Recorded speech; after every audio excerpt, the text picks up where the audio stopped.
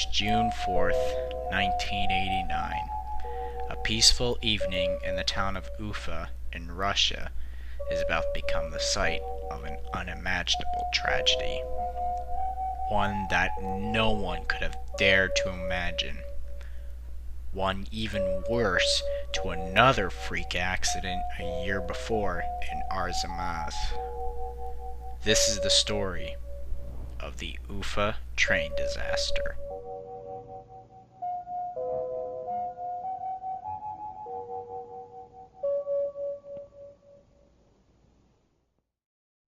Late in the evening, two passenger trains were traveling on the Trans-Siberian Railway through the Ural Mountains on the Kuybyshev Railroad. Many of the 1,200 on board were children bound for summer camp on the Black Sea. Heading in the opposite direction were passengers going to the Siberian city of Novosibirsk. So far, everything looked routine. About 3 hours before the trains were to meet near the pipeline, technicians noticed a pressure drop in a pipeline carrying liquefied butane, propane, and other hydrocarbon gases. Instead of locating the leak, the crew instead increased the flow to maintain normal pressure. The escaping gases dissipated into a cloud that hovered near the line.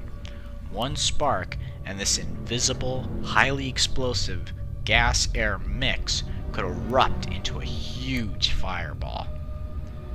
Sadly, that was exactly what they will get.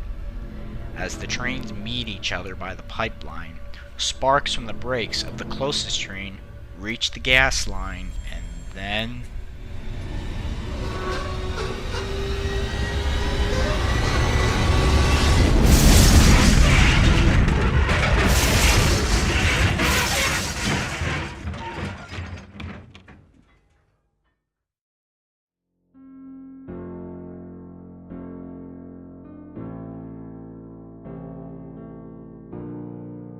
the gas cloud explodes, creating an explosion equivalent to the bomb dropped on Hiroshima. The locomotives of both trains are incinerated, and passenger cars are thrown sideways and dented from the force. 575 people lose their lives, and 800 suffer severe injuries from burns to brain injuries. Of the victims, 181 were children. This freak accident is one of the worst in Soviet railroad history. Just years prior, you had the Chernobyl nuclear plant explode in 1986, and now you have this disaster. Military detachments and medical teams were mobilized ferrying severely burned victims to hospitals in several cities and arranging accommodations for hundreds of desperate relatives who poured in to seek news of their loved ones. Eyewitnesses spoke of people burning like matches in the blaze. The rescue operation involved over 100 ambulances, and rescuers used helicopters from a local helicopter training college to carry the severely injured to hospitals.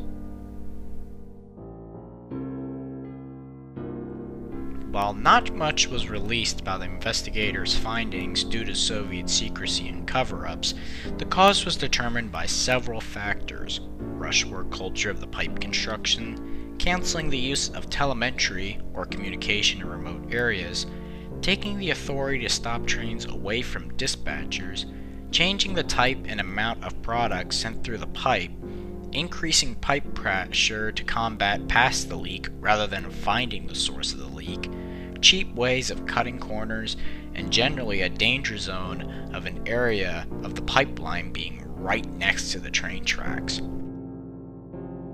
Soviet leader Gorbachev called the pipeline workers' actions mismanagement, irresponsibility, and disorganization, and we can only agree with him.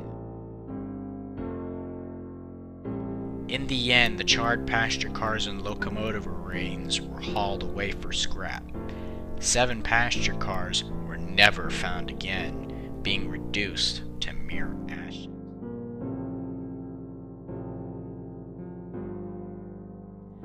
"30 years have gone by since this terrible tragedy. Hopefully, Something like this is never